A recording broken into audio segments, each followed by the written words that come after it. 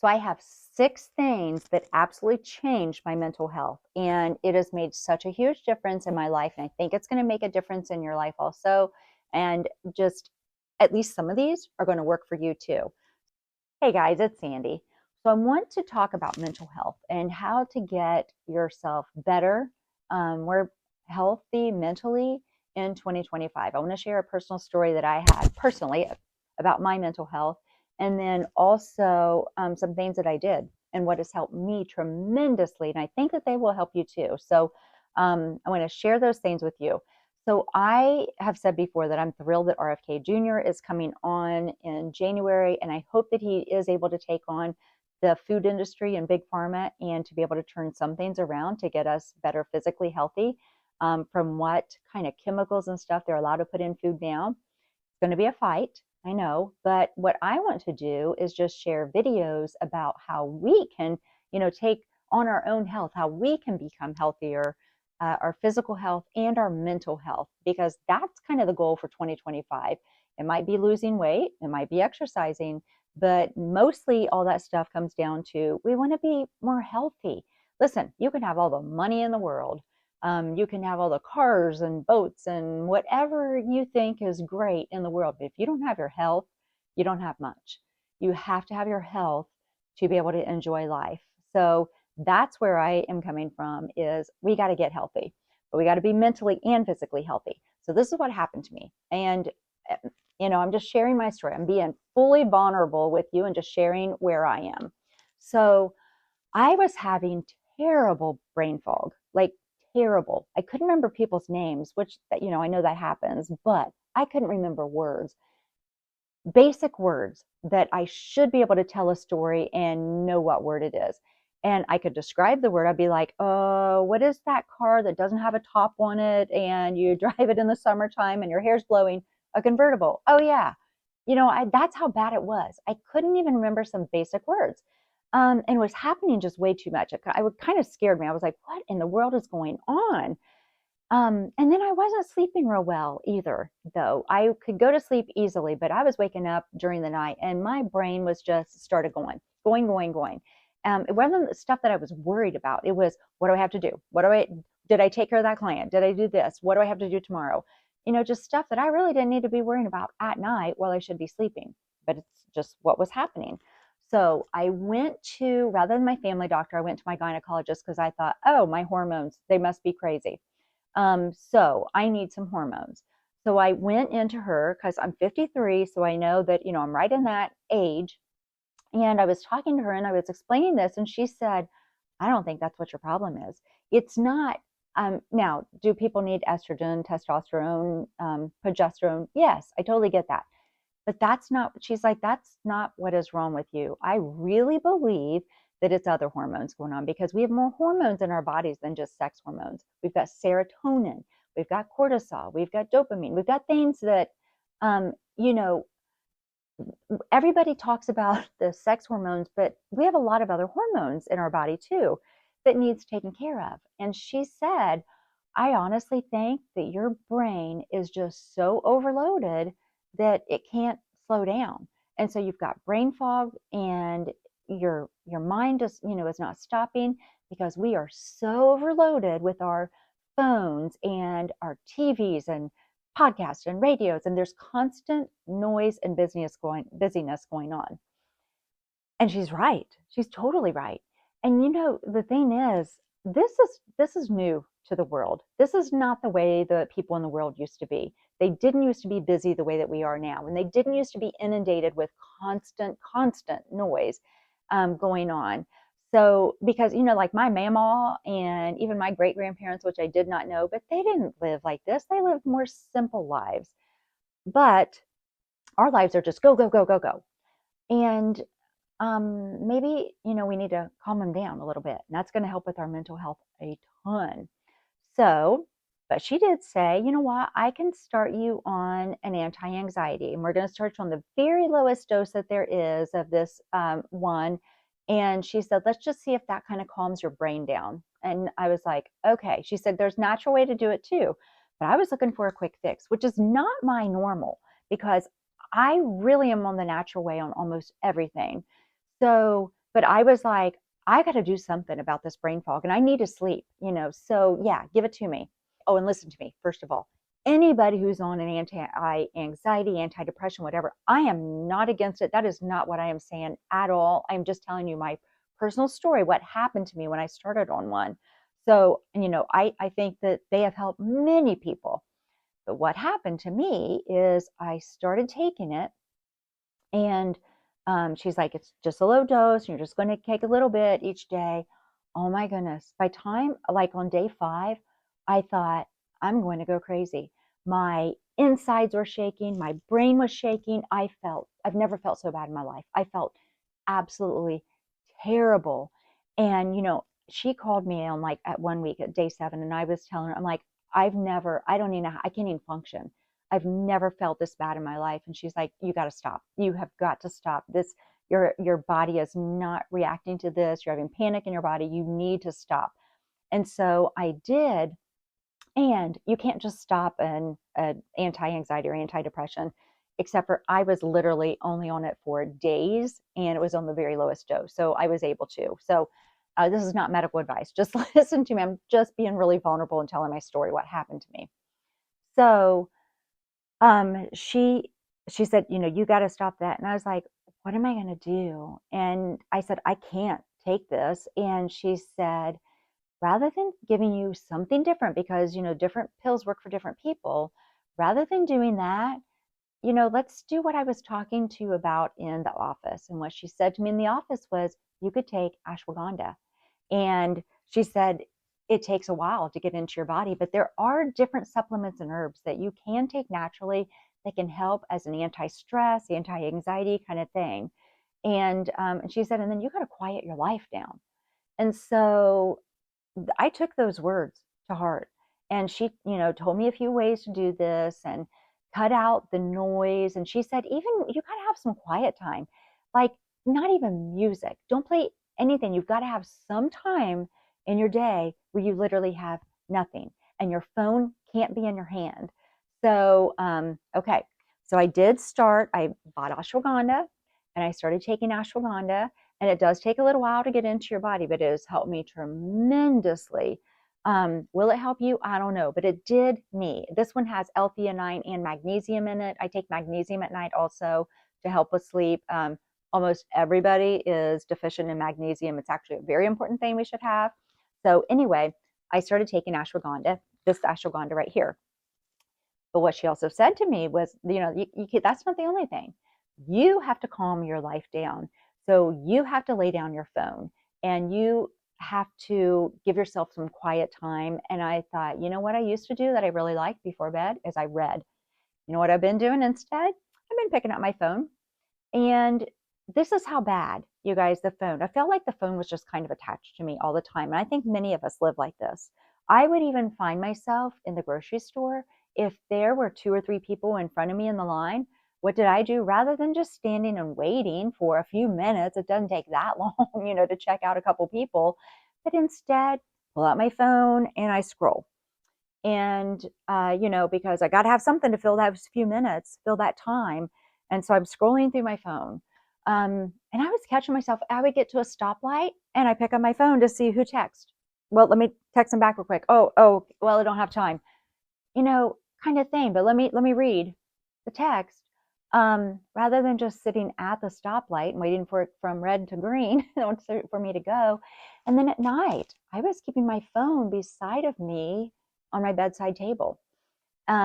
Well, first of all, I was doing it for emergency, because that way, if anybody needed to get a hold of me, like family or something, an emergency during the night, then it's right there. But instead, what I was really doing with it is when I would wake up during that time, I'd pick up my phone in the middle of the night, or before I would go to bed. Rather than having that quiet time to just get my body ready for sleep, I could still be on my phone, and I might be listening to a podcast, or I might be listening to a sermon, or I might be watching a YouTube video or something like that. But my brain wasn't resting. And so I knew I had to change that. So instead, I went back to reading. I personally really enjoy reading. I enjoy a physical book in my hands. It's something that I like. Maybe you like crocheting. Maybe you like painting. Maybe you like doing some kind of word puzzles, or, what everybody likes different things. Reading is something I really enjoy. So I went back to that. But I had to lay my phone out of reach because it's a habit. Because you just get into the habit of picking up our phones way too much. So I had to get myself out of that habit, and I had to move my phone further away. And sometimes I would still pick it up and have to remind myself, like when I start watching something, I'd be like, oh yeah, I'm not doing this now. And I'd have to put it back down. So what I'm saying to you is, if you start doing some of these changes, you're going to have to break some habits also that we are used to, like turning off the TV before you go to bed for a while. For me, we do not have a TV in our bedroom. Some people really enjoy that. The reason I'll tell you that we do not, and I never allowed my children either, is I used to be a respiratory therapist, and our sleep lab doctors would say bedrooms are beds, so bedrooms also, but beds are for sleeping and sex, and they're not for laying in bed at night to watch TV. That stuck with me all the years that years and years ago, whenever that I heard that. So for us personally, we don't do a bed or a TV in our bedroom. So I didn't have the TV, but a lot of people do. And so you're staying up and staying awake, and that blue light is keeping your brain awake also. So maybe that's a habit that you're going to have to curb also, is turning off the TV. So these are just things for our mental health, is what I'm telling you. Things that are going to improve your mental health. And sleep is something huge that we need more of, and most people are deficient in it. And I'm telling you, sleep will help you not only mentally, physically, in every aspect of your life, of how you deal with life. You have to have enough sleep to be able to do well. So sleep, I've changed that. I've changed what I do with my bedtime routine, as far as no more phone. And I also don't pick up my phone in the middle of the night if I wake up. You know what? I'm not waking up now. I am actually back to sleeping solid. I sleep so good again because I've started giving my brain that rest time, along with ashwagandha, along with some other things I'm going to tell you too. So just, I'll pick up a book to read. Personally, I love historical fiction. This is also a really good one that I've learned a lot about, of healthy eating, healthy living, everything. So a book is great for me. And along with all of that, that I really highly, highly recommend for your mental health, is a gratitude journal. So I've kept a gratitude journal for years, and then I got away from it. How about that? You know what? I was picking up my phone all the time, but I had a gratitude journal for years. Now, I'm not going to show you like what I write or anything, but this is the gratitude journal style that I had forever. And you know what? The thing about this is, you're writing in it, but you kind of feel like sometimes you got to write a whole narrative, or you have to write a whole list of what you're thankful for. I found this new journal that you might want to think about for yourself. It's literally $7 on Amazon. It's so cheap that anybody can get it. And the reason I say that this is nice is it's quick, and you don't have to think about a whole narrative. And some of the journals I also looked at that had said your reflections of the day, or what is your favorite thing about today? Who was somebody that was in your life today that made a difference? Or I'm like, yeah, I don't have time for that. I'm not flowery like that. If you are, good for you. What happens is gratitude will bring positive thinking to your life. It will. You cannot be grateful and negative at the same time. So gratitude brings positivity, and you cannot have a negative attitude at the same time. It's going to change your mental health. I can tell you that 100%. Instead, you're going to look at things. These are 3 things to be thankful for every day. And the nice thing is, you open it up, it's the whole week is going to be out there. So you can look at the end of the week and see, wow, look at the things I am grateful for. The big things and the small things, because it's usually the small things that we see, oh, those are the things that we love the most in life.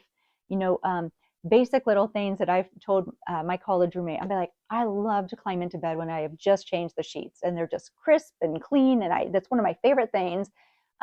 Stuff like that, or a cup of tea, or opening up the window blind and the sun is peeking through a cloud, or it's anything.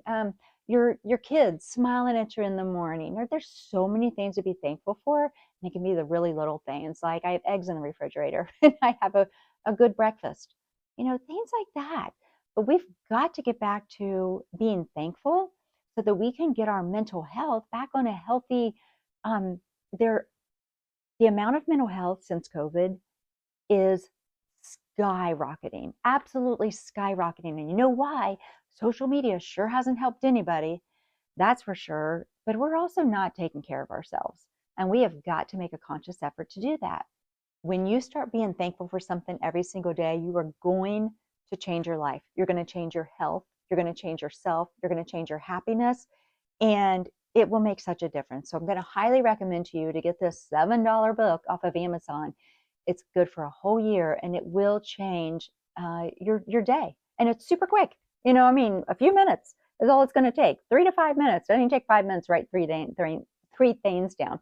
And there are places in there to write longer narratives whenever you want to, also. But these are for people who just need something to get them going and need something quick in the mornings. Another thing I'm going to highly recommend to you is that will bring balance and peace in your life is prayer. I love this Bible right here. I am one of those people that I have never read the entire Bible straight through. I honestly, I don't have a desire to at all, but there are books of the Bible that I love that I've read over and over again.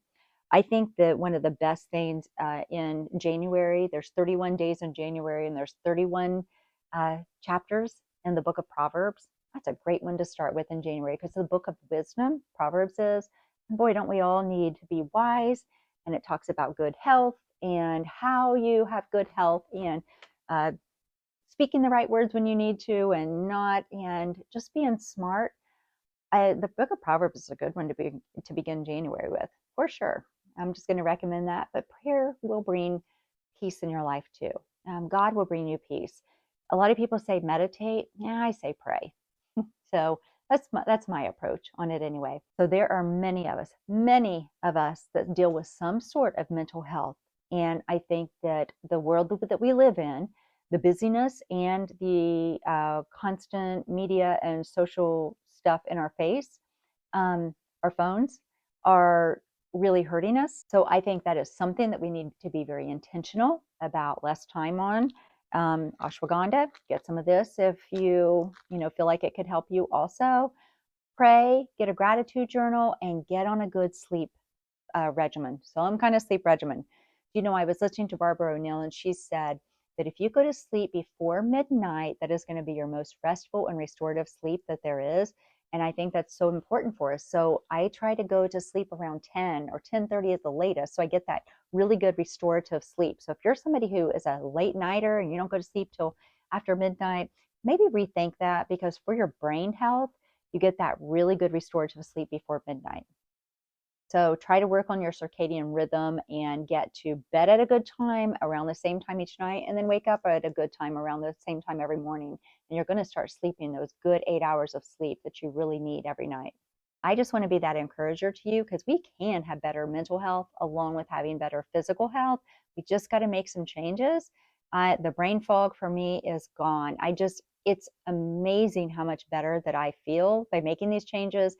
Sleeping good again, sleeping those 8 hours, it just feels good because I made some simple changes that really changed my life. And I hope this helps you too. Okay, you guys, that's all I have for now. Until next time, I'm out.